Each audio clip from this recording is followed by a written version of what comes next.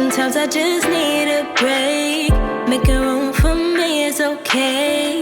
Somebody's always on my line, but I think I just said she's soothing like the ocean rushing on the sand. She takes care of me, baby. She helps me be a better man. She's so beautiful. Sometimes I stop to close my eyes. She's exactly what I need. He pulls me in and out to keep me guessing. Oh. And maybe I should stop and start confessing. Yeah. Oh, I've been shaking. I love it when you go crazy. You take all my inhibitions. Baby, there's nothing holding me back. You take me places that tear up my reputation. Manipulate my decision. Man, it's my man, it's your man, her, that's her man. Tuesday and Wednesday, Thursday and Friday, I just keep them satisfied through the weekend. You're like 9 to 5 on the weekend. Oh, make him lose his mind every weekend. You take Wednesday, Thursday, then just send them out. Made it to my 20s, just a beer is a blessing. 21 was a challenge and I learned so many lessons. Hope to see you 22, cause God keep flexing. Showing me how good he is, he keep manifesting. I be laying low, somebody you never cause issues. And if you not God, trust me, I don't fear you. Keep popping pills, thinking it won't kill you. Yeah, you taking them, but really they gon' take you. Gotta stay true, that's a bold move. And my mama counting on me, she my go-to. Yeah, you all up in my face, but I don't know you. You just be doing all the talking and I make moves. They gon' say she the greatest, and it's gon' take time, but I got patience. No, they gon' say she the greatest, and it's gon' take time. It's okay, somebody's always on my line. The journey to remedial education, part 2, was similar in ways to the first one, but obviously a little bit more tedious because there was more songs, and there even was more trial and error this go around too. It was kind of unexpected because after I recorded my Comfort EP, I really, for lack of better terms, was just uninspired. I didn't really know what else to do after that. I just told myself I was just gonna keep writing and writing, and it wasn't until about maybe 3 songs in that I was like, okay, this is kind of like the same theme of like some of the tracks on Remedial Education. Maybe I can do a part 2. And the thing about it was like, a sequel is a big deal. You doing a part 2 to something, especially if the first part was solid, you kind of like don't want to touch it. And that's how I feel about like Remedial Education part 1. Like, I didn't want to touch any parts of it. Like, it was a certain stage in my career as a musician. It was a pivotal part of my growth. And I was proud of myself. I was like, okay, I want to move on to the next thing. I want to go into like the next era. I was like, I'm writing still about experiences I've had and lessons I've learned, and it's very similar to the same vibe on the first EP. So I was like, I gotta do a part 2, and I just told myself, if I'm gonna do a part 2 to Remedial Education, it just has to be better than the first. It has to blow the first one out the water. And so I finally got to a point after doing like 8 or 9 variations of the track list, I finally found the version of Remedial Education Part 2 that was perfect. The journey for this EP, starting from when I released the first one, which was in 2020 during the pandemic. To put it simply, I was thinking about a lot of things in retrospect. I was thinking about lessons I learned in the past, like what, overall, looking back, what did I really learn from those experiences? And I kind of wanted to build on some of the things I talked about on the first EP, and you guys are going to hear that in some of these tracks.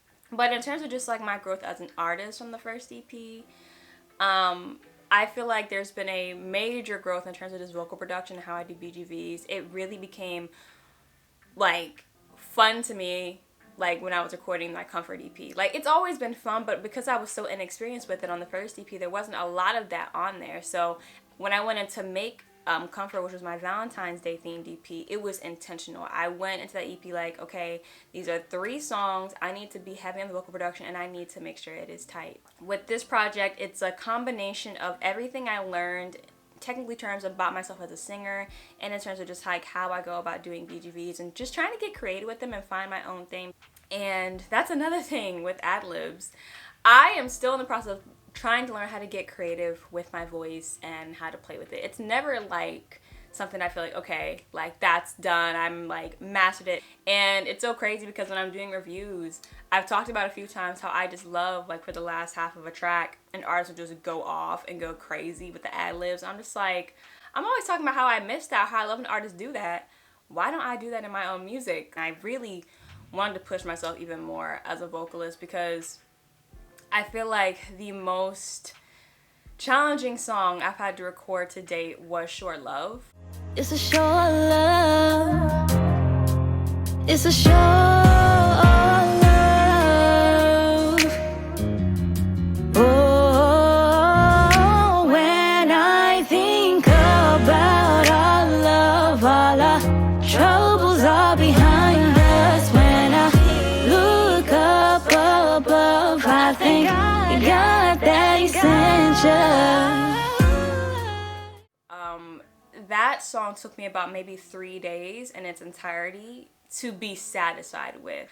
I went through and re-recorded so many things where I even sent it to my engineer.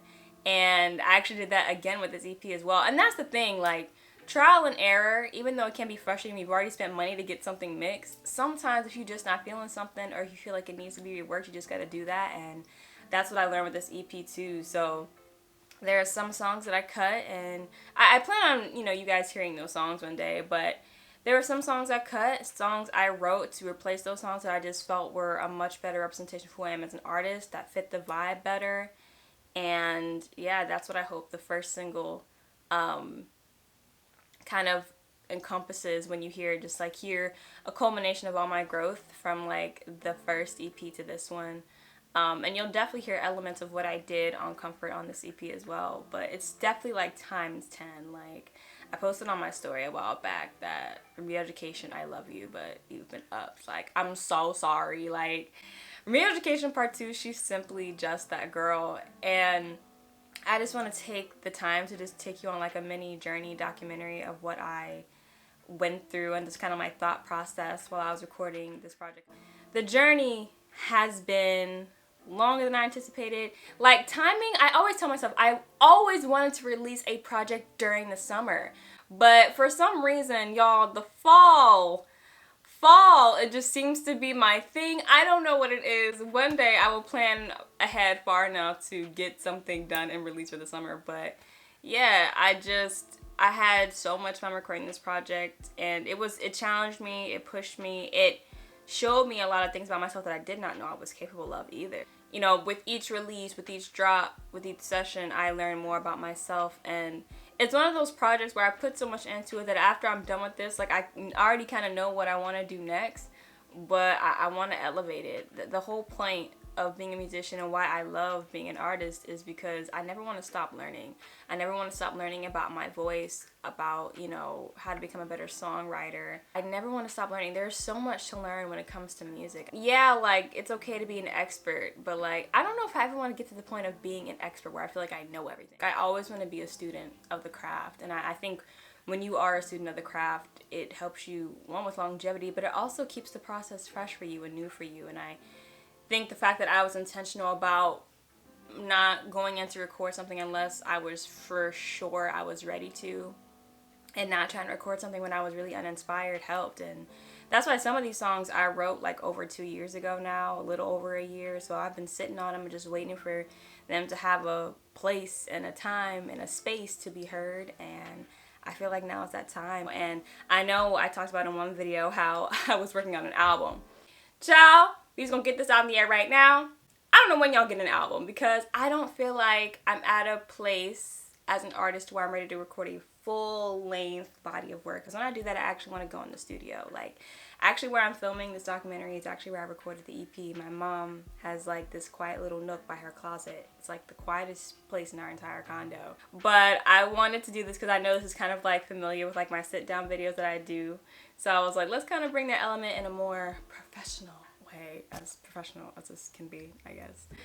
But yeah, I love you guys. I hope you enjoy the first single, D&D, which is available on all streaming platforms now. And I'm excited, and I just can't wait to talk to you guys about the process of recording this EP next. So